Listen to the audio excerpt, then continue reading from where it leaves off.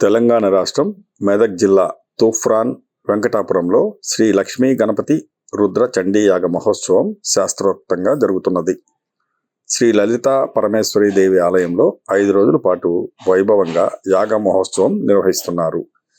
బ్రహ్మశ్రీ సోమయాజుల రవీంద్ర శర్మ నేతృత్వంలో యాగ మహోత్సవ పూజలు, విశేష కార్యక్రమాలు జరిగాయి.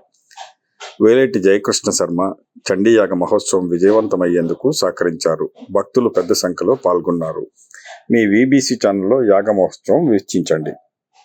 సుఖమున్నా కష్టమున్నా సుందరకాండ పారాయణం నెలకోసారి చేయించుకోవాలి. నెలకొకసారి చేయించుకుంటే, లేదు వారానికి మంగళవారం ఒక్కరోజైనా ఆంజనేయ స్వామి గుడికి వెళ్తే మన యొక్క బాధలు తొలగిస్తుంది. భోజనం చేసిన సెట్టు కమ్మ కూర్చొని మంచిగా చెట్టు కృష్ణమూర్తి నేటి నెయ్యి డబ్బాలు తీసుకురాలి 11. అందుకని ఓసారి అన్నందుకు నెయ్యి డబ్బాలు తెచ్చేది. ఇప్పుడు వద్దు, మాకు స్టాక్ ఉన్నాయి. మాకు విజయవాడ ప్రసాద్ సెట్టు 2022లో ఏ రేట్ అయితే ఇచ్చిందో అవే రేటు పంపించిండు. ఆ సెట్కి ఈ వేదిక నుంచి ఆశీర్వదిస్తుంది.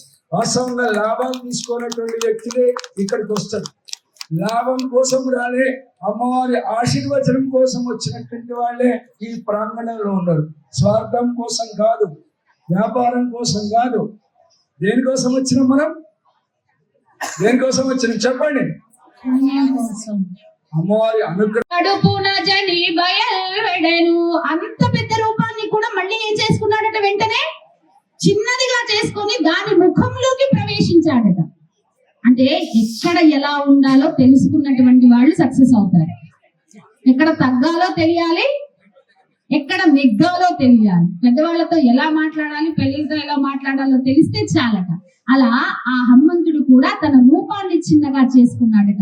సూక్ష్మ రూపము హనుమానాడందెను, సురస కడుపున జని బయల్వెడెను, క్షణమున సుముఖమునను నిలిచెను, శక్తిని ప్రకటింపగా చేసెను, నాగమాతృక సంతసం మందెను, నాడు హనుమని మెచ్చి ఇటు బలికెను, దేవతాతతి పంపగా వచ్చితి, ఈ శక్తిని మెచ్చి తిని మా బొమ్మ రాముదేవేరిని.